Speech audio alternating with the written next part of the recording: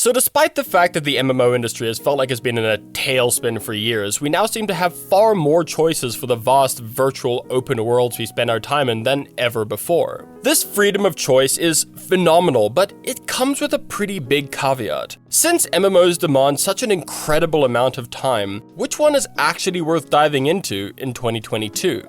Now, I've played pretty much all the major MMOs out right now, and I've clocked thousands of hours between them. Yes, my family loves this and they aren't concerned about me at all. Thanks for asking. So in this video, I want to talk about the game that I'm currently addicted to, and honestly, it happens to be the one MMO I never thought would ever manage to sink its vampiric teeth into me. The Elder Scrolls Online. Before I get into it, this video is part of a series aimed at people new to the world of ESO, so drop a sub if you like this content. A ton more is coming in the next few months. But for now, let's take a look at why you should be playing ESO in 2022. Now, we know that one of the M's in MMO stands for multiplayer, but despite this, by and large, you're going to spend most of your time in any MMO solo. So ZOS commits to its solo experience more so than most, ultimately being an excellent solo RPG first, with some MMO mechanics sprinkled in for extra flavor. This is an MMO with a truly brilliant solo experience, but more importantly, it's an experience a fan of the Elder Scrolls franchise can easily fall in love with. And let's be real here, if we're being optimistic, we're not going to see the Elder Scrolls 6 for at least another 5 to 7 years, so while we wait, this is the Elder Scrolls game I'd recommend spending your time with. I mean, what, are you just gonna buy your 6th copy of Skyrim while we pretend this isn't way beyond weird at this point? Now, as with any good RPG and any good Elder Scrolls game, the story is front and center. And likewise, as with any good Elder Scrolls game, there isn't just one story. There are dozens of narratives spread throughout the world of Tamriel and the realms beyond, and honestly, all of them are worth taking a look at. But unlike so many MMOs, none of these stories are gated behind artificial progression or unnecessary grinds, and that's perhaps the biggest selling point of ESO: the freedom.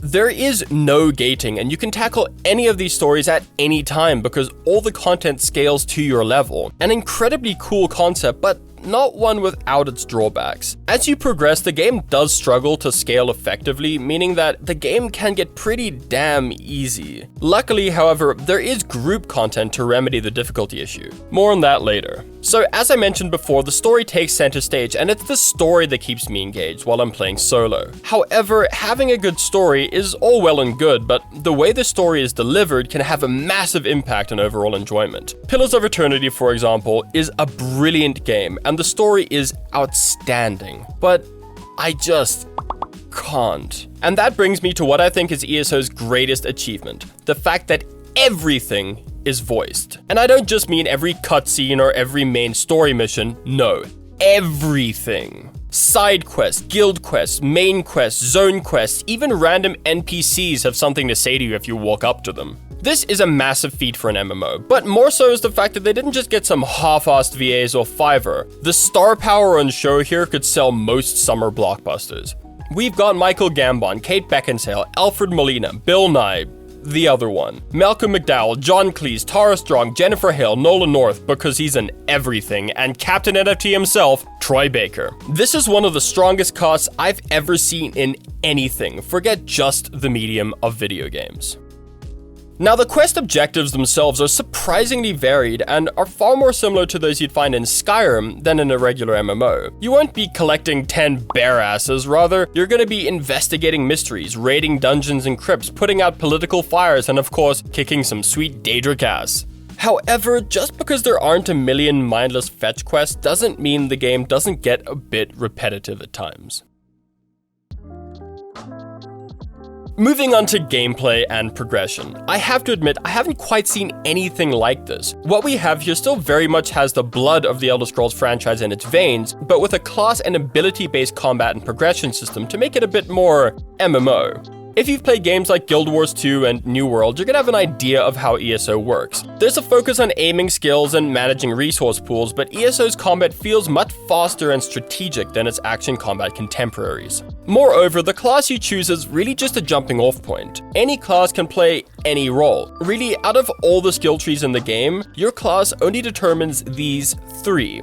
So you can play a Magicka Dragon Knight and be a Fire Mage, or you can be a Restoration Necromancer and be an affront to nature.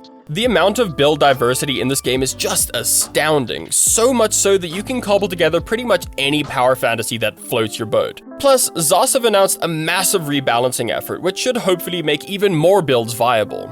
So I touched on how each player must fill a role in group combat, and ESO uses that classic holy trinity: stabs a lot, heals a lot, and gets hit in the face a lot. So, dungeon content is done in groups of 4, made up of a healer, a tank, and 2 damage dealers, while trials are done in groups of 12. This group content is where you're going to find most of the challenge in the game, but it's also where you get to familiarize yourself with an endgame progression system that really respects its players' time. ESO has done away with the cookie clicker mechanic, so it doesn't have a gear score system. Rather, once you hit a certain point, gear stops scaling and progression becomes more horizontal. You'll eventually start collecting a variety of gear sets to help you in more niche situations rather than constantly cookie clicking for slightly bigger numbers. Now, I know some people really enjoy the grind, and hearing this will turn them off the game entirely, and that's understandable, but for me, this is one of the biggest draws of the game. So there are 2 sides to every MMO, a yin and yang of salt and toxicity, PvE and PvP. Up until now, I've spoken entirely about PvE because beyond my daily battleground, I just don't really play PvP. But that's because ZOS just don't really seem to care about it. The PvP side of ESO has been massively neglected for years now, with no new content to speak of and very little incentive to actually engage with the system, which is sad because underneath all the lag and balancing issues is a really, really good PvP system. However, if you're looking for an MMO for the PvP experience, I'd suggest you keep looking. So besides the PvP, this all seems pretty good so far, right? But the thing is, for an MMO to be good, it has to have an active player base. I mean, there's no point in playing an MMO if you can't find a group to hit up a dungeon with. Luckily, no matter the time or location, I'm constantly seeing other players. Now, there are still the expected long queue times for DPS players, but that's the case with all MMOs. And besides that, I've personally never struggled to find a group for any content. And checking Steam charts, they clock the daily player base at around 24,000 users, bearing in mind that's only on Steam. We don't have access to their player numbers outside of that. But from what I understand, the game has an active player base on both Xbox and PlayStation. And this brings me to another one of ZOS's most impressive achievements, the mega servers.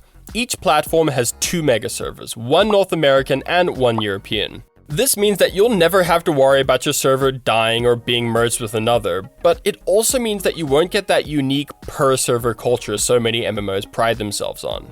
Another bummer is that there is no crossplay, so if you're playing on Xbox, you're playing with Xbox users, and likewise with PlayStation. And if you're playing on Stadia, I apologize, but that really was you who made that decision, wasn't it? Maybe you need to take a long, hard look in the mirror and think about the decisions that brought you here. Lastly, I want to talk about monetization. Yes, it's the thing that will ultimately decide whether ESO is going to be worth it for you, so let's just rip the band-aid off now. Buying the game itself can be a bit confusing, so let me break it down for you. If you buy the base game, you don't have access to the expansion content or the DLCs. That stands to reason. Now, if you buy all the expansion content, you have everything, right? Well, no, you still don't have access to all the individual DLCs. The option to buy each DLC individually exists, but that's the equivalent of taking a financial kick to the crotch that could cripple an elephant. Rather, most players who choose to play the game even semi-seriously fork out for an ESO Plus membership. That's a $15 monthly subscription that includes everything, right? No, it does contain all the DLCs, but the big expansions are still gonna have to be bought. The thing that makes ZOS's implementation of the system a bit questionable is the fact that the ESO membership includes a bunch of quality of life improvements that make the game practically unplayable without. It leaves a bit of an ugly taste in your mouth, but then ESO does have the benefit that you don't actually need the membership to play. The bottom line is that if you really want to see everything ESO has to offer, it's best to pay monthly. I personally have no issues with MMOs having a sub, as over the years so many games have shown us that it's the most effective way to keep a game like this going while still getting new content added regularly. But I'm afraid it doesn't quite stop there. What I really don't care for is just how overly monetized the cosmetics are. Now, this is something I'm going to be making a full video on later, but in a nutshell, the coolest stuff in the game can't be earned. Yeah, this game has loot boxes, and having to gamble for the coolest items in a game with a monthly subscription is simply unfair to a paying player base. Now, I don't want to end this video on a sour note because despite some frustrations, I'm absolutely in love with this game. But I have to be honest and say that there are issues that I struggle to look past at times. But when the game is rolling at full steam, the negatives are the last thing on my mind. I mean, take a look at my cat daddy. Oh yes, Harry. He looks badass, and I haven't spent a cent on him. Yet. The thing to focus on, I think personally, is that despite a poor monetization model that shouldn't be forgiven, nothing in the game is pay to win, so while that guy may look cooler than you can still kick his ass. Thank you so much for watching. Don't forget to hit the subscribe button down below and leave us a comment telling us what you think about ESO. Do you love it? Do you hate it? And why? We're doing a full series of ESO beginners videos, so stick around in the coming months for that. Check out our High Isle video to see what the next year of ESO's content rollout is going to look like, or click here to check out 7 things I wish I knew before I started playing ESO. But that's it from me for now, and remember, y'all know this is just my opinion, right?